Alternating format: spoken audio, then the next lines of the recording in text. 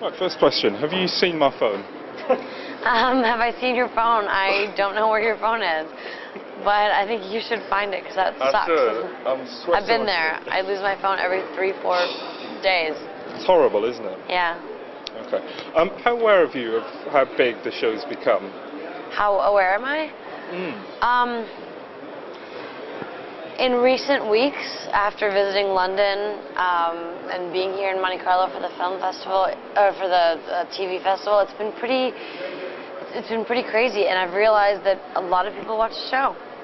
We stayed at a hotel, and sometimes there were people camping outside with sleeping bags, and it's just so overwhelming and flattering. And at the end of the day, the fact that people are so enthusiastic and so passionate is really great, and that's what we wish and hope for, and hopefully we're giving them what they want, and it's crazy. It's crazy. Yeah. When these people sleep outside your hotels and stuff, what do they want from you when they see you? What do they say? When they stay outside, they usually want an autograph when we come out, or a picture, or to talk and get to meet us. And I mean, I understand that. If there's movies that I've watched there's a lot of actors that I admire their work and their craft, and if I were to ever meet them, I would love to speak with them or get some sort of picture, and I understand that. Okay. The show premiered. But I don't. Sorry. Go ahead. Go ahead. No, go ahead. The show premiered last September on the CW. Yeah. 5 million. How did you react when you had those ratings through the next day? I actually remember when we got the ratings, and somebody screamed it, I think, and they were like, "We're a hit! We got the ratings! We're #1 on the network!" And I was just like, I can't believe this. Like, this is my life. I had to pinch myself because this is my first kind of big break, I guess you would say, and it was really nice to know that not only do I enjoy making it, but people enjoy watching it.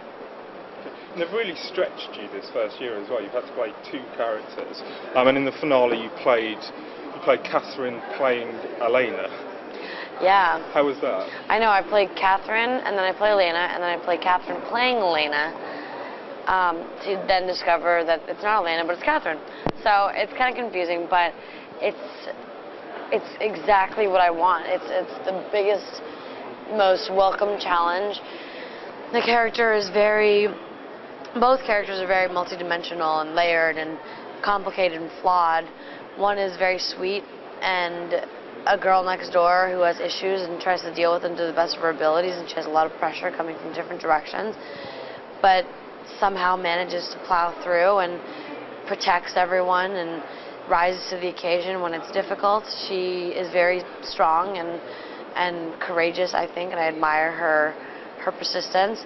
But at the same time, Catherine is this kind of twisted, maniac, crazy, narcissistic, selfish, vampire, bloodthirsty killer who sees the world as her gourmet buffet, and she just has to have a taste of every different flavor, and so she does. I mean, think about it this way.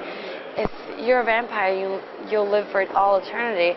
Eventually, everything's going to get boring, and you want to spice it up. And so Catherine decides to take on minions and use men as her toys and play with them. And I mean, whatever floats her boat, that's what it is. Is it draining for you playing both characters? Do you have to play them both in the same day? I've never had to play them both in the same day, only because the hair and makeup process to change from Catherine to Elena it just takes too long. Well, in the flashbacks, whenever we do flashbacks, I have to wear the corset, and it takes 20 minutes alone to put on the dress, and then hair and makeup takes a long time because it's curl the hair and it's a whole process, so we can't flip back and forth. But when we did the finale of the first season, I had to play Elena, and then I had to play Catherine being Elena. So it must be so confusing. No, I mean it is, but it isn't, because I do my work, and I got it straight. I got it down. I figured it out. It's like an equation now. Okay. As far as the finale goes, there's another kind of cliffhanger with your on-screen brother. What do you think happens next? I mean, I can speculate, and I think that the audience is speculating as to what's going to happen to Jeremy, but unfortunately, I can't give that away. Finally then, season 2, how much do you know about that, and when do you start filming? I know absolutely nothing except for the start date, which is in July, and they don't tell us anything because they know that we're going to be talking to journalists and doing interviews, and then they don't want us to give it away, so they keep us as little, they keep us in the dark as much as they can for that precise reason.